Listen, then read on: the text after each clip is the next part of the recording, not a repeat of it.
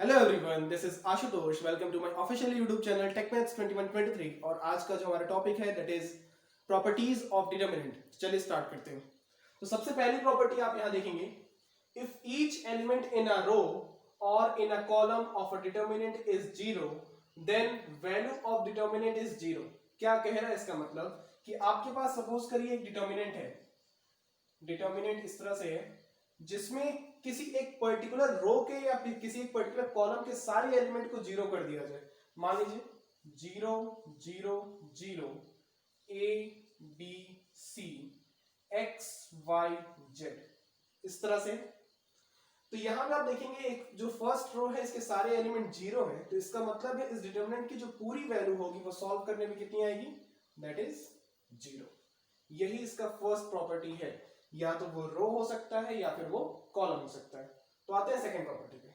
If each element on one side of the principal diagonal of a determinant is zero, then the value of determinant is the product of the diagonal elements। अब ये क्या कह रहे हैं, suppose करिए एक आपका determinant है जिसमें उसका जो डायगोनल है, ये मान लीजिए आपके ये एलिमेंट है a b c x y z zero zero zero.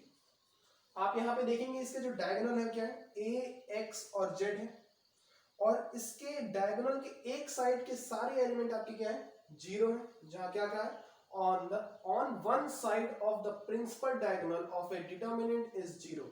मतलब डायगोनल के एक साइड के सारे एलिमेंट जीरो हुए। तो इसका जो सॉल्यूशन होगा यानी कि जो सॉल्व आएगा वो क्या आएगा, आपका क्या कह रहा है, value of the determinant is the product of the diagonal elements. मतलब डायगोनल एलिमेंट्स कितना है, ए एक्स जेड है, तो आंसर कितना आएगा, a into x into z. ये है आपकी प्रॉपर्टी नंबर सेकंड। फिर आते हैं प्रॉपर्टी नंबर थर्ड पे।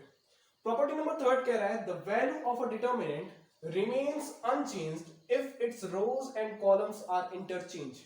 रो और कॉलम को इंटरचेंज कर दिया जाए। सपोज करिए एक डिटरमिनेंट है जिसमें वैल्यू है आपकी a b c x y z m n o, suppose ये। अब क्या है कि इसके रो और कॉलम को इंटरचेंज कर दिया जाए। मतलब कि ये जो रो है या row one row two row three, तो इसको इंटरचेंज कर दिया जाए। तो यहां पे अगर मान लीजिए इसकी वैल्यू आती है, सपोज करते हैं इसकी वैल्यू आती है डल, और इसको इंटरचेंज कर दिया जाए, मतलब नया जो बनेगा वो हो जाए आपका कुछ इस तरह से, a b c x y z m n o. तो आप देखेंगे जो सेकंड डिटर्मिनेंट है इसमें क्या है, इसके जो रो थे वो कॉलम में इंटरचेंज हो गए। तो यहां पे कहा जाता है कि जो इसको सॉल्व करने पे वैल्यू आएगी वही वैल्यू इसको सॉल्व करने पे आएगी। ये इसकी प्रॉपर्टी नंबर थ्री। फिर आते हैं हम प्रॉपर्टी नंबर फोर पे। प्रॉपर्टी नंबर फोर क्या है, इफ एनी टू रोज और columns of a determinant are interchange then the value of determinant changes by minus sign only. Suppose करिए एक डिटरमिनेंट आपका दिया हुआ है, ये a b c x y z m n o, ये दिया हुआ है, और इसकी वैल्यू आती है ये, ठीक। और आपने क्या किया, अब जो दूसरा डिटरमिनेंट लिया है वो क्या लिया है, डेल डैश, और उसमें क्या कह रहा है कि रो या कॉलम को इंटरचेंज कर दीजिए। मान लीजिए जो फर्स्ट कॉलम है उसको सेकंड कॉलम से इंटरचेंज कर देते हैं, तो क्या हो जाएगा, फर्स्ट कॉलम को अगर सेकंड कॉलम की जगह पे लिखेंगे तो यहां पर हो जाएगा b y n a x m c z zero होगा। तो इस केस में जो कहा जा रहा, अगर रो या कॉलम को इंटरचेंज कर देते हैं तो उसमें जो वैल्यू आती है जितनी फर्स्ट वाली आएगी, मतलब देखिए ये फर्स्ट वाले का कितना डेल वन अगर आया है तो इसमें क्या होगा, ये डेल वन तो आएगा, साथ ही साथ सिर्फ नेगेटिव साइन आ जाएगा, मतलब माइनस डेल वन आएगा इसकी वैल्यू। समझ रहे हैं, ओवरऑल कह सकते हैं जो फर्स्ट वाला है और जो सेकंड वाला है उसमें कितने का डिफरेंस है, माइनस का डिफरेंस है। तो इस तरह से भी लिख सकते हैं del equal to minus del dash, मतलब इसमें और इसमें सिर्फ माइनस का डिफरेंस आएगा। फिर आते हैं हम लोग प्रॉपर्टी नंबर 5 पे। प्रॉपर्टी नंबर 5 क्या कह रही है कि if two parallel lines row और कॉलम, किसी भी रो या कॉलम में of a determinant are identical, all corresponding element are same. Identical का मतलब मैं समझा दूं, इसका मतलब क्या है। कह रहा है कि एक डिटर्मिनेंट दिया है, सपोज करिए, जिसमें किसी पर्टिकुलर रो या पर्टिकुलर कॉलम की बात करें वो रिपीट हो जा रहा है। सपोज यहां पे a b c x y z a b c, आप क्या देखेंगे, आइडेंटिकल का मतलब ये यहाँ पे फर्स्ट रो और थर्ड रो की जो वैल्यू है वो एकदम सेम है, इक्वल है। इस केस में इस डिटर्मिनेंट की जो वैल्यू आएगी, फाइनल वैल्यू, वो कहलाएगी 0। तो ये है आपकी प्रॉपर्टी 5। इसका स्क्रीनशॉट ले लीजिए, फिर मैं आगे प्रॉपर्टी बताता हूं प्लीज।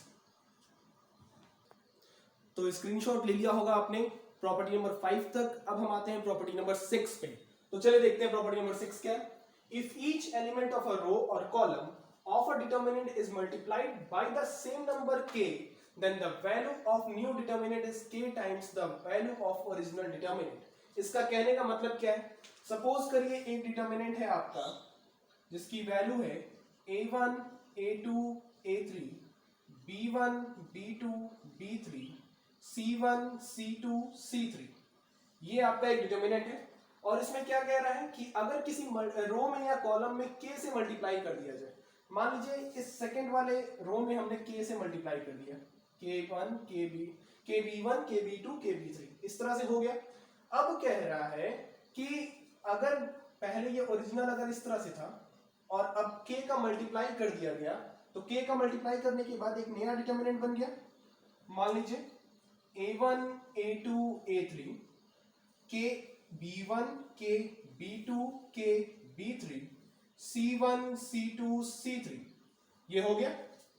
तो कहा जाता है कि जो नए वाले डिटर्मिनेंट की वैल्यू को सॉल्व करेंगे वो ओरिजिनल वाले डिटर्मिनेंट की वैल्यू का k टाइम्स होगा। मतलब कि जो ये नया डिटर्मिनेंट है उसकी जो वैल्यू होगी वो ओरिजिनल वैल्यू से k टाइम्स कहलाएगी। यही आपकी प्रॉपर्टी नंबर 6 है। फिर आते हैं हम लोग प्रॉपर्टी नंबर 7 पे। प्रॉपर्टी नंबर 7 कह रहा है if each element of a row और a column of determinant consist of sum of two or more terms, then the determinant can be expressed as the sum of two or more determinants whose other rows or columns are not altered। क्या कहने का मतलब है कि suppose करिए कि एक determinant है जिसमें आपके किसी पर्टिकुलर रो या पर्टिकुलर कॉलम में कोई कांस्टेंट को ऐड कर दिया गया, जैसे कि a प्लस डी, मान लीजिए a1 है, b1 plus D, c1 plus D, और बाकी चीजें जैसी वैसी हैं, यानी कि a2 a3 b2 b3 c2 c3। ये एक आपको डिटर्मिनेंट दिख रहा है। अब क्या है, इस डिटर्मिनेंट में आपका फर्स्ट रो देखेंगे या फर्स्ट कॉलम देखेंगे तो फर्स्ट कॉलम के हर एक एलिमेंट में आपका एक कांस्टेंट डी मतलब सेम नंबर ऐड किया गया है। अब आप चाहते हैं इसको डिस्ट्रीब्यूट करना, तो डिस्ट्रीब्यूट करना तो कहा जाता है जो नया डिटर्मिनेंट आप इसको किस तरह से ब्रेक कर सकते हैं, इसको आप लोग कहा गया है expressed as the sum of two और मोर डिटर्मिनेंट, मतलब कि दो डिटर्मिनेंट में कम से कम इसको डिस्ट्रीब्यूट किया जा सकता है। तो क्या हो जाएगा आपका कि जो फर्स्ट एलिमेंट है उसको लिख लीजिए a1 b1 c1 और जो बाकी हैं उनको a2 b2 c2 a3 b3 c3 plus जो इसमें सेकंड वाला था यानी कि d d d a2 b2 c2 a3 b3 c3। तो इस तरह से आप यहाँ पे वैल्यू ले सकते हो, यहाँ पे चेंजेस किए जा सकते हैं। मतलब कहा गया ना as a sum of two और more determinants whose other rows or columns are not altered, मतलब कि उसमें कोई चेंजेस नहीं आएंगे। तो ये आपका प्रॉपर्टी नंबर 7। फिर हम आते हैं प्रॉपर्टी नंबर 8 पे।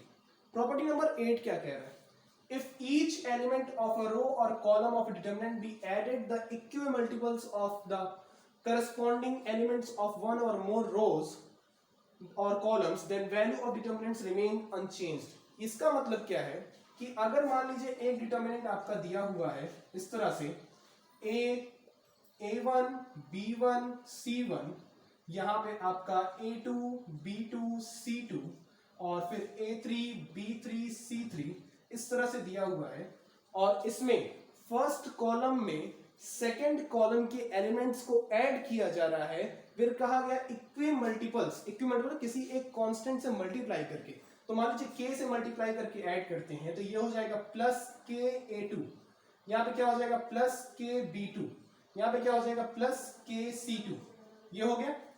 तो ये जो डिटर्मिनेंट की वैल्यू सॉल्व करने पर आएगी, यानी कि आपका जो ये हो गया, अब इसको सॉल्व करेंगे, सॉल्व करते हैं तो क्या, ये आपका सबसे पहले एक इसमें ऐड कर दिया गया और एक ओरिजिनल जो था, जैसे कि सबसे पहले क्या था ये a1 b1 c1 a2 b2 c2 a3 b3 c3, अगर उस तरह से ही देखें तो a1 b1 c1 वाला जो था उसको ओरिजिनल मान लिया और ये आपका दूसरा हो गया।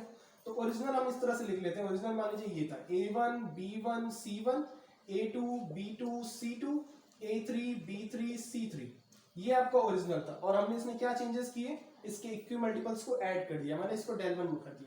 तो कहा गया है the value of determinant remains unchanged, मतलब वैल्यू जो होगी हमेशा अनचेंज्ड रहेगी, इसका मतलब जो डेल होगा वो del 1 के बराबर होगा, इक्वल होगा। ये आपका प्रॉपर्टी नंबर 8 है, तो इसका स्क्रीनशॉट ले लीजिए फिर मैं आगे बताता हूँ। प्लीज स्क्रीनशॉट ले लिया होगा आपने प्रॉपर्टी नंबर 8 तक। अब हम आते हैं प्रॉपर्टी नंबर 9 पर। प्रॉपर्टी नंबर 9 देखिए क्या है, the sum of the product of elements of any row or column with the cofactor of the corresponding element of the some other row or column is 0। कहने का मतलब क्या है, कहने का मतलब ये है कि अगर आपको एक डिटर्मिनेंट दिया है, सपोज करिए डिटर्मिनेंट है आपका a11 a12 a13 a21 a22 a23 a31 a32 a33, क्यों मैंने इस तरह से लिखा, ताकि इसकी पोजीशन भी डिस्क्राइब हो सके। अब क्या है, कह रहा है कि सपोज करिए कि एक कोई रो ले लीजिए आप, इसमें मान लीजिए मैंने फर्स्ट रो ले लिया, अब फर्स्ट रो और थर्ड रो ले लिया, थर्ड रो के एलिमेंट के कोफैक्टर का मल्टीप्लाई करके अगर ऐड करते हैं तो वैल्यू 0 आती है। क्या मतलब है इसका, जैसे फर्स्ट रो का एलिमेंट क्या है a11 है और इसमें थर्ड रो के एलिमेंट का कोफैक्टर मान लीजिए कैपिटल A31 ले लिया गया, प्लस यहाँ पे a12 है और इसका जो कोफैक्टर है वो कैपिटल A32 है, इसी तरह यहाँ पे a13 है और इसकी वैल्यू कितनी है A33 है, तो ये जो सम आएगा, sum of product that is always 0। फिर हम आते हैं प्रॉपर्टी नंबर 10 पे। प्रॉपर्टी नंबर 10 कहता है if a and b are square matrices of same order the determinant ab equal to determinant a into determinant b। कहने का मतलब क्या है कि सपोज करिए कि एक डिटर्मिनेंट आपका दिया है a, मान लीजिए x y z k, ये दिया हुआ है, और एक डिटर्मिनेंट दिया है आपका b a b c d, suppose ये दिया हुआ है। तो कहा जाता है, ये मैट्रिक्स बनाया मैंने, डिटर्मिनेंट कर लीजिए इसका, डिटर्मिनेंट दिया हुआ। अब क्या है कि इसमें अगर इन दोनों का प्रोडक्ट निकाला जाए, प्रोडक्ट कैसे, जैसे कि इसको मैट्रिक्स में ही चेंज किया जाए, मैट्रिक्स में ही चेंज करेंगे तो क्या हो जाएगा, ये आपका हो जाएगा x y z k और b इक्वल टू कितना हो जाएगा a b c d, और फिर इनका प्रोडक्ट निकाल लिया जाए। तो प्रोडक्ट निकालेंगे तो कुछ वैल्यू आएगी, जो प्रोडक्ट की वैल्यू आएगी उसका डिटर्मिनेंट ले लीजिए, मतलब डिटर्मिनेंट ऑफ ए बी, उसका डिटर्मिनेंट ले लेंगे तो जो वैल्यू सॉल्व करने पे आएगी वो अलग अलग डिटर्मिनेंट के वैल्यू के प्रोडक्ट के बराबर होती है, यानी कि डिटर्मिनेंट ए और डिटर्मिनेंट बी। तो ये है आपकी प्रॉपर्टी नंबर 10। प्लीज स्क्रीनशॉट ले लीजिए इसका। तो स्क्रीनशॉट ले लिया होगा आपने, और हमारा ये वीडियो अगर आपको पसंद आया हो तो प्लीज हमारे चैनल को लाइक करें, शेयर करें, सब्सक्राइब करें। Thank you so much.